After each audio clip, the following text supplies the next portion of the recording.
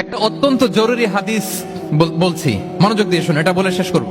বিষ্ণু ইসলাম একবার সাহাবাদেরকে বলেন, আলা উখবিরুকুম বিআফদাল মিন দারাজাতি সিয়ামি ওয়াস সালাতি ওয়াস সাদাকা।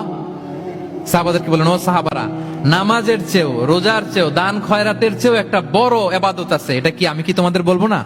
সাহাবারা তো অবাক, নামাজের চেয়েও বড় ইবাদত, রোজার চেয়েও বড়, দানের চেয়েও বড়। ক্বালু বালা ইয়া রাসূলুল্লাহ।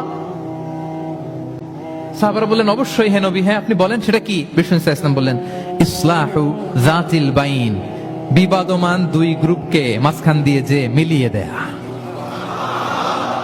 নামাজের চেয়েও বড়, রোজার চেয়েও, সাদাকার চেয়েও বড়, মিলাইয়া দেওয়া। আমরা মনে করি সেজদা দিতে দিতে কপালে দাগ ফেলে দিছি, এটাই তো বড় ইবাদত। এটা তো নিঃসন্দেহে বড় ইবাদত। আমরা মনে করি হজ করতে করতে শেষ করে ফেলতেছি, এটাই বড় ইবাদত।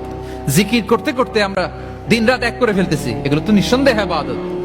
কিন্তু দুই ভাই, বিবাদমান দুই গ্রুপের মধ্যে আপনি যদি মিলিয়ে দেন, এগুলো নফল রোজা, নফল দান, নফল সালাতের চেয়ে বেশি সওয়াবের কাজ করেন। সুবহানাল্লাহ।